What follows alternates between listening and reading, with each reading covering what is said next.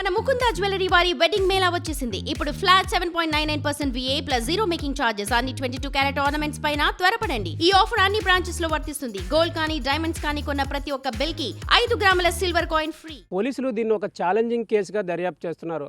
మొత్తం సాంకేతిక పరిజ్ఞానాన్ని వాడుతున్నారు, కానీ ఈ కేసు అయితే ఇప్పటివరకు చెక్కుముడి అయితే వేయలేదు. మరోవైపు చిన్నారి తల్లి జాహ్నవి మీద బెంగతో ఆసుపత్రి పాలైంది. అసలు ఆమెతోనే మాట్లాడదాం. అమ్మా, అసలు ఎందుకు మీకు అనారోగ్యం వచ్చిందని డాక్టర్లు చెప్పారు. మీరు 2 రోజుల నుంచి ఆసుపత్రిలో ఉన్నారు, ఈరోజు ఉదయం అయితే ఇంటికి వచ్చారు. అసలు ఏంటి, మీరు ఏం చెప్తారు ప్రభుత్వానికి, పోలీసులకి? ఆడడం వల్ల అలా ఇప్పుడు చిన్న పాపకు 7 months వచ్చాయి కదా సార్, పురటాల్లో ఇంకా అలా ఆడడం వల్ల హెడ్ తలకు బాగుందమ్మా కొంచెం దానికే చెప్పారు. మరి ఇప్పుడు మీరు జాహ్నవి కోసం ఆలోచిస్తూ ఉంటే మరి 7 నెలల చిన్నారి పరిస్థితి ఏంటి? ఆ పాప కోసం కూడా మీరు ఆలోచించాలి కదా. ఆలోచించాలి సార్. అయినా సార్ ఈ అమ్మాయి గురించి, ఈ అమ్మాయి పక్కన ఉంది కాబట్టి కొంచెం తెలియట్లేదు. ఈ అమ్మాయి గురించి కాకుండా ఇంకా ఆ అమ్మాయి గురించి, జాను గురించి, ఇంకా ఒకవేళ ఎవరి దగ్గర ఉంటే ఏం చేస్తుంది, ఇంకంతసేపు అదే సార్. బయటికి కనిపించట్లేదు కానీ నేను ఏం చేస్తుంది, ఎలా ఉంది, ఎవరన్నా ఏమన్నా అంటున్నారా అన్న టెన్షన్ వచ్చేస్తుంది సార్. ఒకవేళ కొడుతున్నారా, తిడుతున్నారా, అమ్మ అంటుందా, నాన్న అంటుందా, బయటికి కనిపించలేదు సార్. నేను అంతే. మరి మీ మానసిక వ్యధ కోసం అసలు పోలీసులు కానీ ప్రజాప్రతినిధులు కానీ ఏం కోరతారు? అసలు 21 రోజులు అయిపోయింది, మీరు తీవ్ర మానసిక శోభకైతే గురవుతున్నారు మీ కుటుంబ సభ్యులు. అసలు ప్రభుత్వాన్ని ఏం కోరతారు, పోలీసులను ఏం కోరతారు? ఇప్పటి వరకు కూడా డిపార్ట్మెంట్ వాళ్ళందరూ కష్టపడుతూనే ఉన్నారు సార్.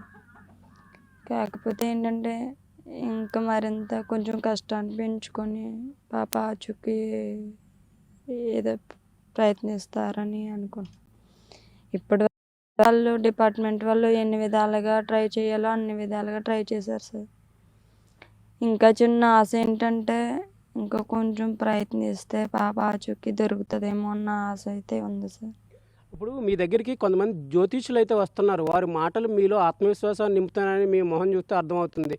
అంటే ఇప్పుడు కొంతమంది తాయెత్తులు కొట్టుకోండి, పూజలు చేస్తాము, మీ పాప దొరుకుతుందని చెప్తున్నారు. అంటే వాటి మీద నమ్మకమా, లేకపోతే వాళ్ళు చెప్పింది వింటే మీ పాప దొరుకుతుందని ఆశ?